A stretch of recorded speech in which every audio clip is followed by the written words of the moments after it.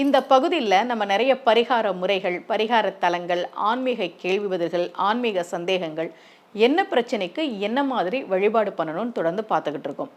இன்னைக்கு வருகிற ஆகஸ்ட் 3ஆம் தேதி ஆடி பெருக்கு, ஆடி 18ஆம் பெருக்கு, அதை பற்றி தான் உங்களுக்கு சொல்ல போகிறேன்.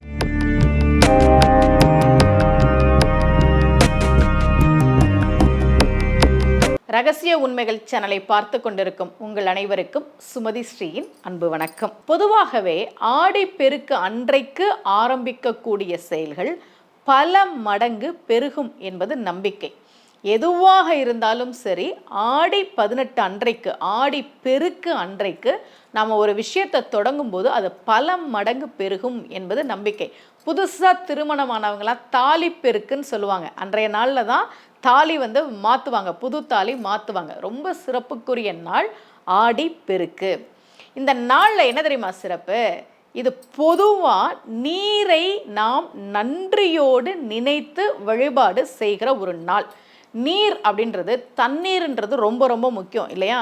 என்னோடய கிளைண்ட்டு ஜாதகம் பார்க்க வரும்போது அல்லது என்னுடைய பதிவுகளில் நான் சொல்கிறது, நீங்கள் ஒரு கோவிலுக்கு போனீங்கன்னா அங்கே இருக்கக்கூடிய தீர்த்தத்தை அசுத்தப்படுத்தக்கூடாது.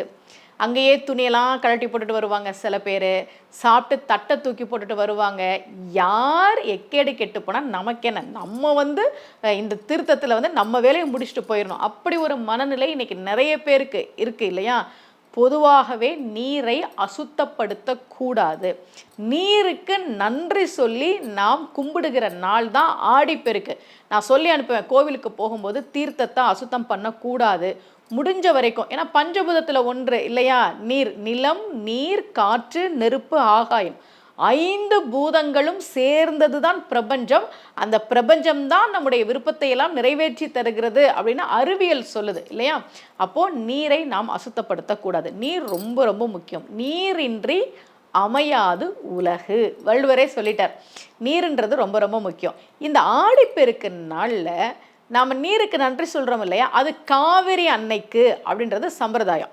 நாங்கள் சென்னையில் இருக்கிறோமே, சென்னையில் காவிரியே கிடையாதே, நாங்கள் டெல்லியில் இருக்கிறோமே, அங்கே காவிரியே கிடையாதே அப்படின்னா, தீபாவளி அன்னைக்கு நம்ம ஒருத்தர் பார்த்து என்ன கேட்போம்? கங்கா ஸ்நானம் ஆயிடுச்சா, கங்கா ஸ்நானம் ஆயிடுச்சா அப்படின்னு கேட்போம். நாம் நம்ம வீட்டு குளியலறையில் குளிச்சுட்டு கங்கா ஸ்நானம் ஆயிடுச்சு அப்படின்னு சொல்கிறோம் இல்லையா? அதுக்கு என்ன அர்த்தம்னா, தீபாவளி அன்றைக்கு மட்டும் எல்லா நீர்லையும் கங்காதேவி இருக்கிறாள் என்பது ஐதீகம். அது தீபாவளி அன்னைக்கு மட்டும்தான். நீங்கள் உங்கள் வீட்டு குளியலறையில் குளித்தாலும் சரி, கிணற்றடியில் குளித்தாலும் சரி, ஆற்றுல போய் குளித்தாலும் சரி, கங்கை வட இந்தியாவில் இருக்குது. ஆனால் அதுக்கு என்ன பேருனா கங்கா ஸ்நானம். ஏன்னா அன்றைக்கு எல்லா நீர்லையும் கங்காதேவி இருக்கிறாள் என்பது ஐதீகம். அதே மாதிரி தான் ஆடிப்பெருக்கு அன்றைக்கு எல்லா நீர்லையும் காவேரி அன்னை வியாபித்திருக்கிறாள் என்பது ஐதீகம். அது நீங்கள் எந்த ஊரில் இருந்தாலும் சரி, உங்கள் வீட்டில் குழாயில் நீங்கள் தண்ணி எடுத்தாலும் சரி, காவேரி அன்னை அன்றைக்கு எல்லா நீரிலும் வியாபித்து இருக்கிறாள். இந்த வரத்தை காவேரி தாய் எங்கே வாங்கினா தெரியுமா? கங்கைக்கு நிகரான ஒரு புனிதத்தன்மையையும் ஆடிப்பெருக்கு அன்றைக்கு எல்லா நீரிலும் வியாபித்து இருக்கக்கூடிய தன்மையையும் காவேரி அன்னை வாங்கினது திருச்சேரை திருத்தலத்தில்.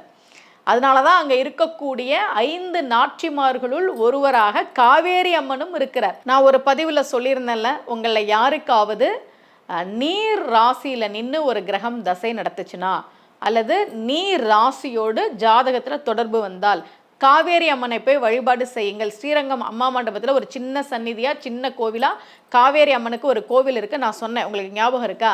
அந்த காவேரி அம்மன் திருச்சேரையில் 5 நாச்சிமார்களுள் ஒருவராக இருக்கிறாள். ஆடிப்பெருக்கு அன்றைக்கு எல்லா நீர்லையும் காவேரி அன்னை தான் இருக்கிறாள். நீருக்கு நன்றி சொல்கிற விழாதான் ஆடிப்பெருக்கு. இன்னொன்று ஜோதிட ரீதியாக அதில் என்ன கணக்குன்னா, சூரியன் கடகராசியில் இருக்கிறதா ஆடி மாதம் இல்லையா? ஆடி மாதம் அப்படின்றது சூரியன் கடகத்துக்கு வர்றது தான். கடகத்தில் பூச நட்சத்திரத்தில் இருக்கக்கூடிய சூரியன் ஆயில்யம் நட்சத்திரத்துக்கு நகர்றது இந்த காலகட்டத்தில் தான். நம்ம ஆடிப்பெருக்குன்னு சொல்கிறோம் இல்லையா? அந்த காலகட்டத்தில் தான் பூசம் நட்சத்திரத்தில் இருக்கக்கூடிய சூரியன் ஆயில்ய நட்சத்திரத்துக்கு வருவதாக கணக்கு. நீங்கள் ஆடிப்பெருக்கு அன்னைக்கு வீட்டுக்கு பக்கத்தில் இருக்கக்கூடிய அந்த நாளில் நாம் நீர்நிலைகளுக்கு சென்று வழிபாடு செய்வது சிறப்பு. நீங்கள் கடல் இருந்ததுன்னா கடல் பக்கத்தில் எங்கள் ஊர் அப்படின்னா அங்கே போகலாம், அல்லது ஆறு இருந்ததுன்னா போகலாம், கிணறு இருந்ததுன்னா அங்கேயும் வச்சு நீங்கள் சாமி கும்பிடலாம். கிணறு இல்லை, நாங்கள் அப்பார்ட்மெண்ட்டில் இருக்கிறோம், எதுவுமே இல்லைன்னா வீட்டில் எங்கே தண்ணி இருக்கோ, சொந்த வீடாக இருந்தால் தண்ணி தொட்டி நம்ம வச்சுருப்போம் இல்லையா, கீழ்நிலை தொட்டிலாம் நம்ம வச்சுருப்போம் வீட்டில். அங்கே தண்ணி இருக்கக்கூடிய இடங்களில் காதோலை கருகமணி, மஞ்சள் கயிறு, வெத்தலைப்பாக்கு, பூ, பழம் இதெல்லாம் வச்சு நீங்கள் சாமி கும்பிடுங்க. சாமி கும்பிட்ட பிறகு அந்த மஞ்சள் கயிறை திருமணமான பெண்களாக இருந்தால் கழுத்தில் கட்டிக்கலாம், திருமணம் ஆக போகிற பெண்களாக இருந்தால் கையில் கட்டிக்கலாம். ஏன்னா ஆடிப்பெருக்கு அன்றைக்கு நம்முடைய வேண்டுதல்களை சொல்லி வழிபாடு செய்கிற போது நிச்சயமாக அந்த வழிபாட்டுக்கு ஒரு பலன் உண்டு. நல்லபடியாக திருமணம் ஆகணும், நல்லபடியாக திருமண வரன் அமையணும், திருமண வாழ்க்கை நல்லா இருக்கணும், இப்போ இருக்கக்கூடிய இந்த திருமண வாழ்க்கை இன்னும் மகிழ்ச்சியாக இருக்கணும் அப்படின்ற உங்களுடைய வேண்டுதல்களை எல்லாம் ஆடிப்பெருக்கு அன்றைக்கு நீங்கள் சொல்லி வழிபாடு செய்யுங்கள்.